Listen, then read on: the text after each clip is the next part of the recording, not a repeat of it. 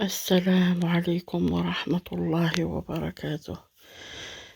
اليوم الحديث ديالنا على الحيوانات المفترسة اللي بعض الناس كيربيوهم وخصهم يردوهم حيوانات، يعني مؤنسة طبيعية، بحال القطوط، بحال الكلاب، بحال ما عرفتش علاش واش هذه هواية ولا الحموقية ولا الله أعلم، ما قدرتش نفهم. المهم نبداو من واحد الراجل في الهند كان عنده الحية، حنا كنقولوا الحية ولكن كل واحد كيفاش كيقول، كاين اللي كيقول الحنش، كاين اللي كيقول ثعبان، المهم نقولوا الثعبان. 5 سنين هو كيربي فيه، وعندهم بنت ستيتوا طفلة عندها عامين. واحد المرة خرجوا خلاو الثعبان مع بنوته صغيرة اللي هما يعني هما اللي رباوه وكيلعبوا معاه، يعني بحال شي حيوان أليف. ملي دخلوا للدار لقاوه بأن كلا ديك الطفلة. طبعا هذا شيء طبيعي، هذا حيوان من حقه. جبر الفريسة ديالو قدامه كلاها. هو ما عندوش العقل بحالنا باش غيقول هادي راه الوالدين ديالها رباوني واهتموا بيا لا، جبر الطفلة بوحدها كلاها. رانا نجيو لواحد اخر، واحد السيد اخر كان كيربي العناكب، كان عنده 200 عناكب او ما عرفتش كي عندهم، المهم انا نقول بالصيغه ديال الجمع، عناكب 200 واحده. واحد المره هجموا عليه ديك العناكب، عطوه وهما طبعا العض ديالهم سم، طيحوه طاح. صافي تجمعوا عليه كلهم 200 وحده، كلهم تجمعوا عليه وعملوا يعني تلوى بالعناكب، يعني عملوا العنكبوت ديالهم، غطوا له وجهه وجسمه كامل ديك العناكب ديالهم، وبقاو كياكلوا فيه. طبعا السيد مات، وهذا حاجة طبيعية، هذه هي الحياة ديالهم هما، ما كيعرفوا لا رباهم ولا حتى حاجة. الطبيعة ديالهم هي هادي. مشى هاد السيد. رانا واحد اخر، واحد مرة كان ماشي ولقى واحد النمير صغير، ما عرف كيفاش وقعلو، تلف على والديه ولا الله اعلم. مهم جابوه من الدار غادي يربيه، وفعلا رباه وعنده معزيز ومعاهم في الدار ويخرجوه الى اخره. واحد المرة دخل عنده، عمل له بيت، ماشي عمل له قفز، عمل له بيت. دخلنا عنده باش يعطيه ياكل، وهو كيهجم عليه كلاه. هذا شيء طبيعي، ما غندعيوش على داك النمير، لا، معروف النمير مفترس، كلاه. هو مشى. شوف هاد الحوادث. واحد ربى الضب، ما عرفتش منين جابو، لكن ربى الضب معاه في الدار، بحال اللي كيربي شي حيوان أليف، كيوكلو، كيهتم بيه، كيكبر.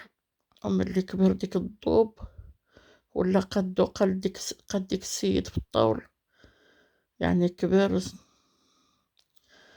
واحد المرة السيد كيلعب معاه وكيهجم عليه، قتلو قتلو قتلو كلاه. شوفوا سبحان الله شحال الحوادث. وباقي واحد السيد اخر كانت الهواية ديالو يكون عنده الدياب يكون عنده في دارو، يربي الدياب، وكان عنده 8 ديال الدياب في دارو. علاش مشاشي؟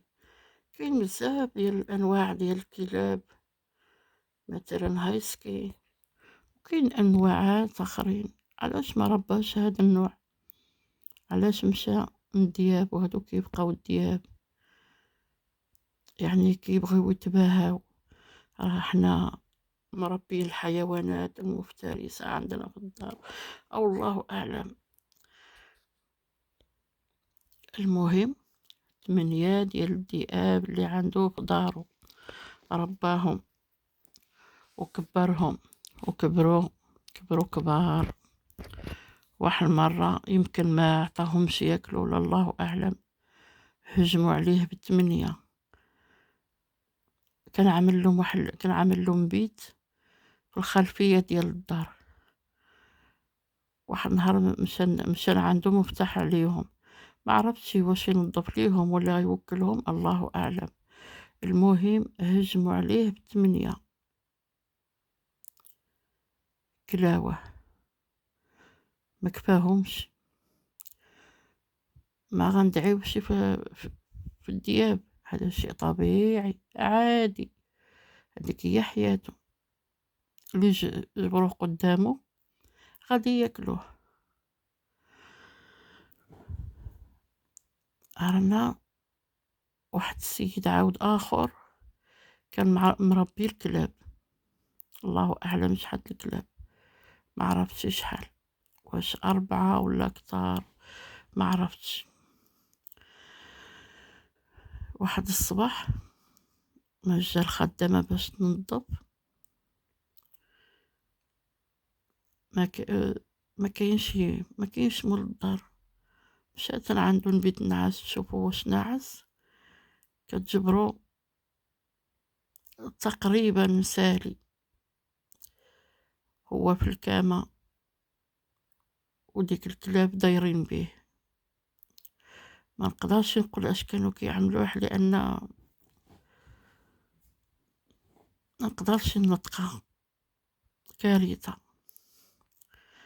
عيطتنا البوليس طبعا والاسعافات، ملي جاو وداوه ما عرفوش هما واش افترسوه كان ميت او لا كان حي، ما عرفوش كيفاش. وحتى هادشي راه طبيعي، راه الكلاب متوحشة. الكلاب واخا فيها الوفاء وفيها لكن ما فيهاش الثقة. واحد راجل اخر بغى يعمل الهدية عيد الميلاد لمراتو. اش من هدية غادي يعمل لها؟ شرى ليها الجمل، شرى ليها الجمال وجابوا ليها نهار عيد الميلاد ديالها كهدية، وفرحت به وبقات كتهتم به وتوكلو وتراعيه، وهو مقود شافها كتراعيه ومهتمة به، ظنها راه هي جملة،